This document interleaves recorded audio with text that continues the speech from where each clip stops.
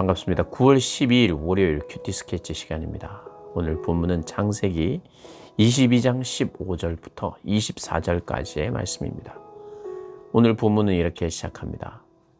여호와의 사자가 하늘에서부터 두 번째 아브라함을 불러 이르시되 여호와께서 이르시기를 내가 나를 가리켜 맹세하노니 내가 이같이 행하여 내 아들 내 독자도 아끼지 아니하였은즉 내가 네게 큰 복을 주고 내 씨가 크게 번성하여 하늘의 별과 같고 바닷가의 모래와 같게 하리니 내 씨가 그 대적의 성문을 차지하리라. 오늘 본문에 하나님께서 아브라함에게 다시 한 번 더 약속을 확증하십니다. 그런데 그 확증을 어떻게 하느냐? 약속하시면서 맹세합니다. 맹세. 자기 자신을 가리키고 자신의 이름, 자신의 명예, 자신의 목숨을 걸고 하는 맹세이지요.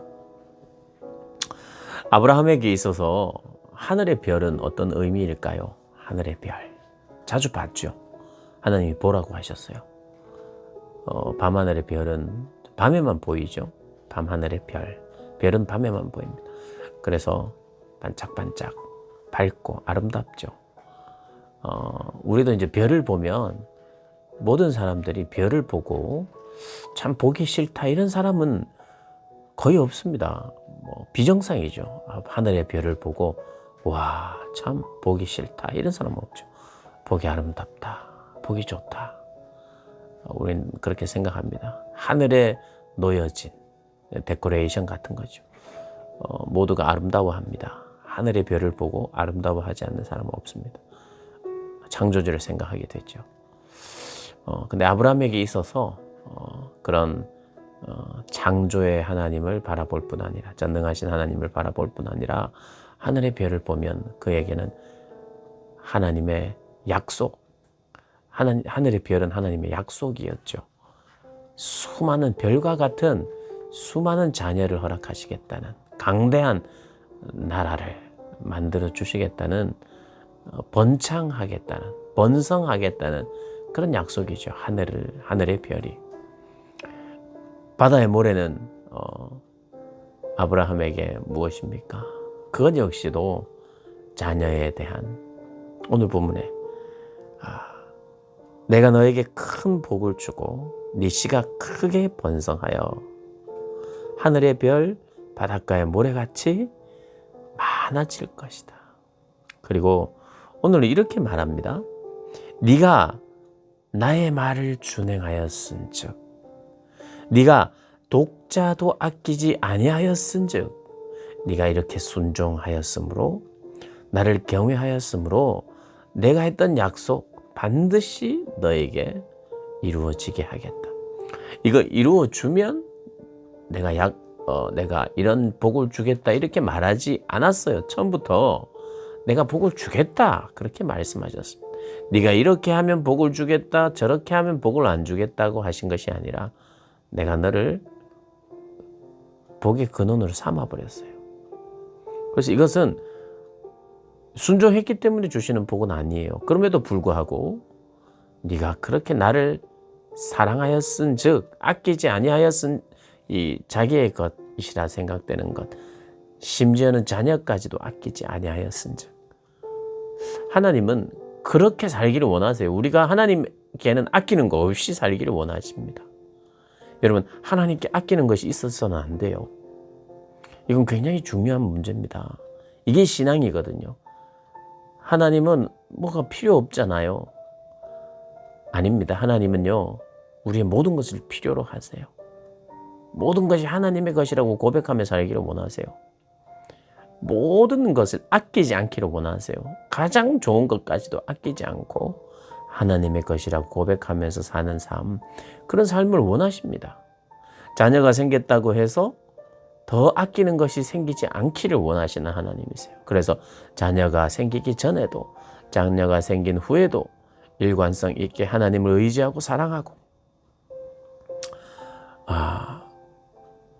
그래서 하나님께 감사하는 하나님 의지하고 감사하는 그런 사람이 되기를 원하세요. 그래서 복의 사람은요 순종의 사람입니다. 아브라함이 왜 복 있는 사람인가? 왜 믿음의 사람인가? 하나님이 왜 축복을 주는가? 축복을 허락하시는가? 그것은 그 사람이 순종의 사람이기 때문입니다. 순종의 사람. 우리가 기억해야 될 게 순종입니다. 너 왜 신앙생활을 하고 있니? 뭐 특별하게 네 삶에 뭔가 업그레이드가 됐다든지 뭐 사람들을 주목시킬 만한 어떤 보기 좋은 어떤 것이 생겼다든지 그러지 않고 평범한데 남들이 나이 다 들어가는 대로 너도 나이 들고 너도 이 사회에서 이런저런 모양으로 뭐 특출나지 않게 그냥 평범하게 살아가는데 너의 믿음이 변치 않느냐. 너의 믿음, 하나님을 향한 사랑 뭐 주어지는 게 별로 없는 것 같은데 하나님 사랑할 수 있느냐. 사랑할 수 있죠. 하나님 더 사랑스럽고 더 좋아할 수 있죠. 하나님과 교제하면 그렇게 됩니다. 하나님 알아가면 그렇게 됩니다. 그리고 모든 신앙인들이 그렇게 살았어요. 뭐 별 볼 일 없을 그때에도 하나님을 사랑하고 기뻐하고 감사하고 만족하고요. 자족하고요. 그렇게 살았습니다. 자족. 아브라함이 그렇게 살기를 원하셨어요. 하나님. 그러면서도 너에 대해 허락하시는 축복은 사실은요. 이삭 한 사람이었어요. 수많은 자손을 허락하겠다. 수많은 별과 같은 그런 자손들을 보면 좋잖아요. 그런데 아브라함에 대해 딱 아들 하나예요.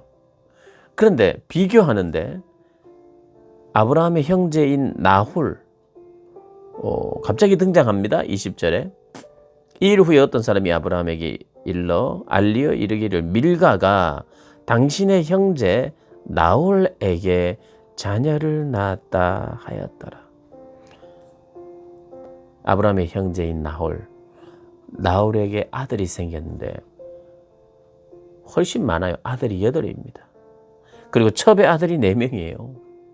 지금 한 명 낳아가지고 기뻐하고 있고 한 명 낳아서 근데 그 한 명을 제물로 바치라 그래서 제물을 바치고 나서 바치는 마음으로 하나님 앞에 드리고 나서 너는 복덩이다. 그리고 너를 통해서 천하 만민이 복을 받겠다. 수많은 별과 같은 자손을 주겠다. 이랬는데 실제로 자기 형제인 나홀과 비교했을 때 현저하게 적어요. 한 명밖에 없고 여기는 8명에 첩의 아들까지 4명에 12명이에요. 12명. 근데 하나님은 그럼에도 불구하고 내가 너를 통해서 이삭을 통해서 일할 것이고 그 수많은 8명, 12명의 그런 자녀가 있지만 거기에 딸 리브가와 이삭을 결혼시켜서 하나님께서 수많은 민족을 이룰 것이다 라고 말하기 위해서 사실은 리브가를 등장시키기 위해서 이 본문이 이제 적힌 거예요. 20절부터 24절이요. 수많은 어떤 면에서는 남자들, 아들들이 있는 것과 only one, 이삭. 그걸 조금 비교하면서 그러면서 리브가를 통해서 이제 복이 이삭과 리브가를 통해서 하나님의 약속이 이루어질 것을 지금 예고하고 있어요. 참 우리가 한번 생각해 보면 그렇죠. 이삭 한 사람밖에 없고 가능성이 또 아브라함도 얼마나 아들을 늦게 낳았습니까? 잘 안 생겼죠, 아들이. 그 같은 유일한 한 명인데 이 번성으로 치자면 사실 나홀이 훨씬 많이 번성할 수 있고 수많은 사람들, 별과 같은 사람들이 훨씬 더 빨리 12배 빨리 뭐 물론 이제 아브라함도 이스마엘이 있지만 하나님은 오늘 본문을 통해서 내가 선택한 백성을 통해서 지금 현재 네 눈에 보기에는 적은 것 같지만 내 선택을 통해서 일할 것이다. 믿으라. 지금 좀 초라하고 적을 수 있습니다. 그죠? 아들이 많으면 좋은데 한 명밖에 없을 수도 있어요. 그런 상황일 수 있어요. 그러나 하나님은 아브라함을 통해서 그러나 그런 시점에서도 여전히 하늘을 보라. 수많은 별들을 보라. 이삭을 통해서 허락할 것이다.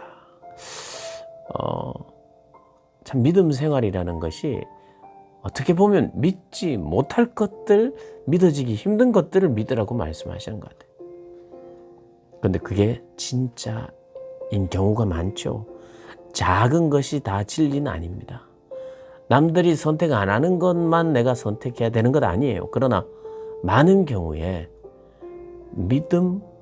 믿는다는 것, 그것은 세상 일반한적으로 하나님이 없는, 하나님을 모르는 사람들이 살아가는 방식의 눈과는 다른 눈이다라는 것을 성경이 이야기하는 것 같아요.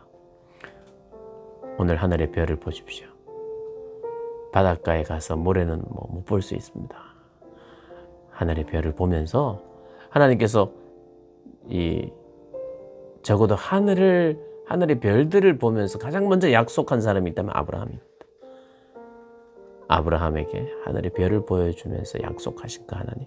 우리도 그렇게 묵상하기를 원하세요. 하늘의 별을 보면서 저 별을 아브라함이 보면서 하나님의 약속을 생각하고 기억했던 것처럼 나를 향한 하나님의 약속이 변하지 않다.